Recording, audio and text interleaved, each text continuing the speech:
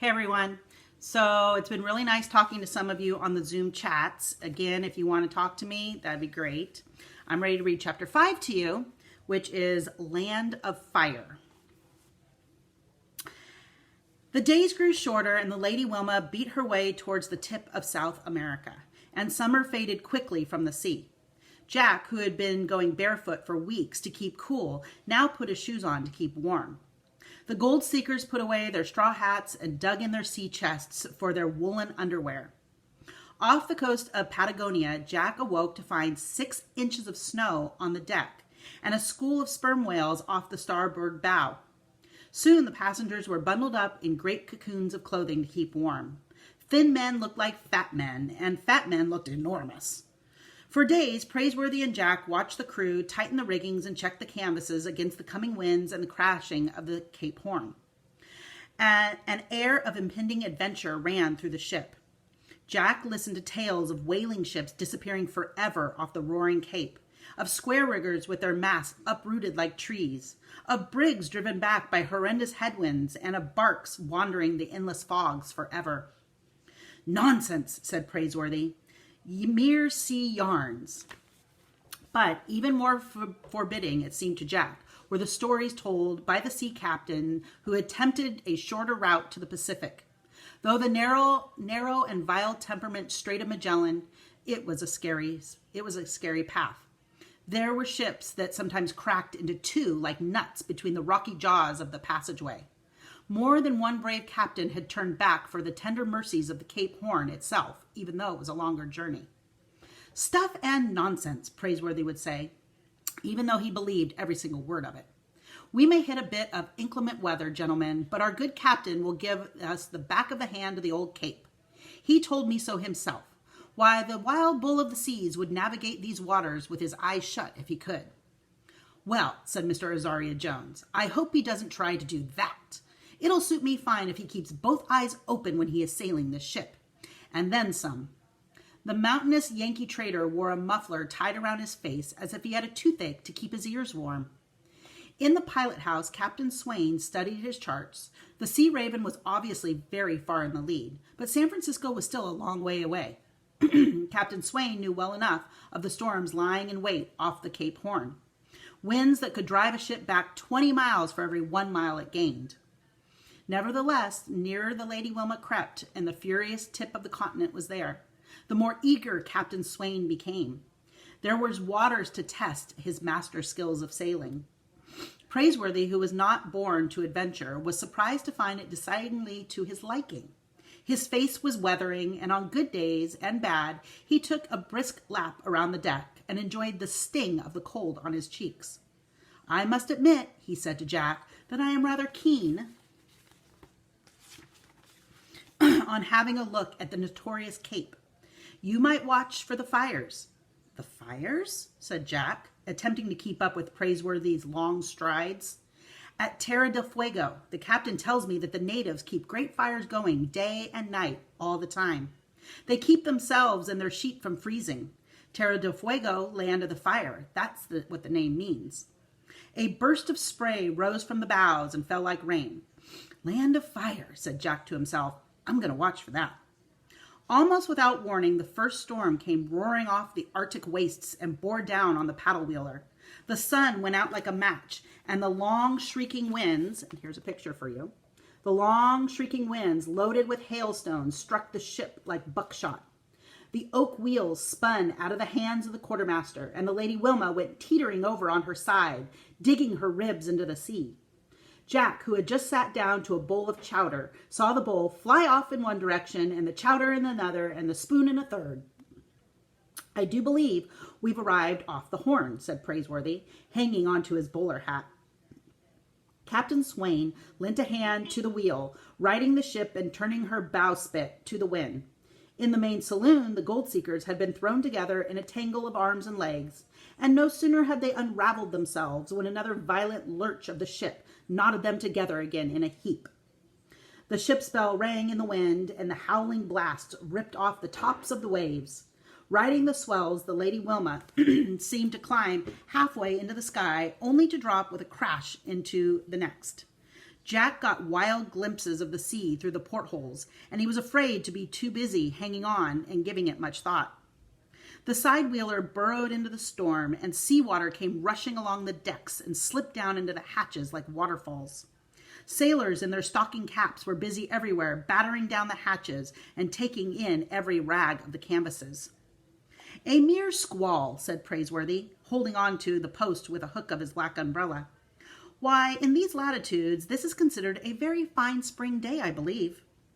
The weather lasted more than a week like this, and for a day or two, seabirds came out of the sky and rode on the yard-arms.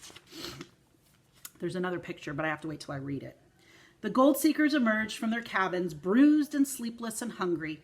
Some said it was harder to eat than sleep, and others said it was harder to sleep than eat. But hardly had the seas calmed when another gale burst from the sky, and Captain Swain no longer left the pilot house. The nights were now 16 hours long, and the days a mere glimmer of light. The Lady Wilma continued westing and fighting for every foot of water. Her paddle wheels thrashed hour after hour and day after day. Being experienced hands, Praiseworthy and Jack helped keep the fires roaring in the furnace. Despite the crash and the thunder of the sea, the butler seemed unafraid, and Jack found comfort at his side because of this. Whale oil lamps flickered in the passageway days and night, and it was hard to tell one from the other. The nights were the worst, though, and Jack's hammock swayed and the cabin walls swelled. If Mr. Azaria Jones wasn't pitched out of his bunk, it was Dr. Buckbee who was. More than once, Mountain Jim awoke to find them both sprawled across him. "I've known grizzly bears that were a mite friendlier than that Billy-be-hanged Cape Horn," he said. Headwinds battled the paddle wheeler to a complete standstill, and Jack began to wonder if they would ever reach the Pacific Ocean. The Lady Wilma was thrashing with all her steam to stay exactly in even one place.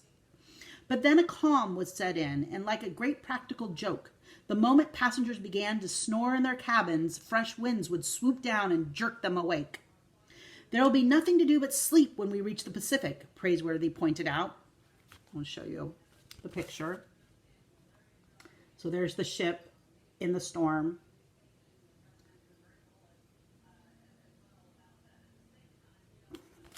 The portholes were almost frozen over, and only once did Jack get a glimpse of land to the starboard side. Dark cliffs seemed to hang like draperies from the misty sky, and then the weather would close in around and they were gone again. "Do you think there's any chance that we might catch up with the Sea Raven?" Jack asked, hanging on to his hammock. "We could pass within 100 yards of each other without even knowing it," said Praiseworthy. "We can't get to San Francisco soon enough to suit me," said Mr. Azaria Jones. "I hope we win," said Jack. "I don't think Captain Swain has the slightest intention of losing," said Praiseworthy. For 37 days, that's a long time, 37, over a month, the side-wheeler battered and rammed her way through the crashing headwinds that attempted to drive her back. And then, on a Tuesday morning, the sun broke out, clear and sharp, and hung like an ornament in the northern sky. One by one, the deck hatches opened, and the gold seekers came on deck as if from some dark dungeon. Their eyes blinked in the unfamiliar brightness of the day. "We've made it!" yelled Mountain Jim, throwing down his yellow fur cap. "Boys, that there's the Pacific Ocean!" A yell went up around the ship, and Captain Swain leaned out of the pilot house window. His beard had grown an inch. He gave a hearty wave and then came out to the paddle box with his long spyglass. After a moment of sweeping the seas, he stopped. "By grabs!" he yelled. "There she is, the Sea Raven, and she's astern of us!" Another yell went up, and the gold seekers rushed to the afterdeck for a look. There was the Sea Raven indeed, trailing far behind the Lady Wilma. It seemed to Jack the most exciting moment of his life. "A remarkable performance," said Praiseworthy, but he was baffled. It seemed hardly possible that the Lady Wilma had charged ahead against the furies of the past 37 days, and yet there stood the Sea Raven behind them as proof. "I watched for fires," said Jack, "but I never did catch sight of them, Praiseworthy." Suddenly the butler's eyes lit up, and his eyebrows touched the sky.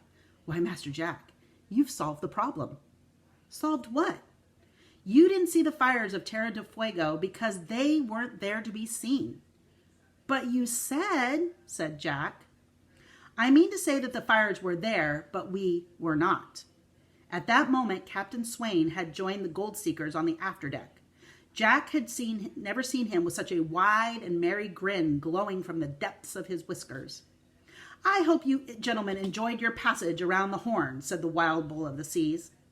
Oh, Captain, said Praiseworthy, with a gleam in his eye, Master Jack appears to be onto your secret.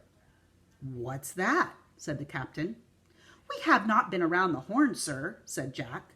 Captain Swain gave Jack a twinkling glance. Is that so, lad? All I said was, said Jack, what he means is that you have pulled off the most daring piece of steammanship, sir, interrupted the butler.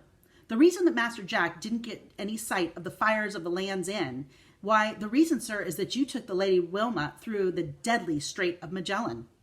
The Strait of Magellan, you say? The captain rubbed his plump nose, kind of giggling. Why, that's a regular ship's graveyard. And then he gave Jack a heavy squint. Of course, that does cut off hundreds of miles. The voyage around the Horn takes much longer. Hundreds of miles, I say. A ship's master can be sorely tempted to try and take that strait. You mean to say, sir, said Mr. Azaria Jones, turning white, that we went bouncing around in that awful place? I confess, chuckled the captain again, the lad here has found me out. And then he pointed to the Sea Raven. Look at her now, following us. Men, it's like a chick after a hen. And that is chapter 5. So, hope you enjoyed that. I am going to get another Kahoot up, but I'm not going to put it on the Google Classroom until next week, to be due next week. So if you want to use the weekend to hear these chapters again before you do the Kahoot, it's not going to be ready to be looked at or graded until next week. All right? Hope you guys are doing well.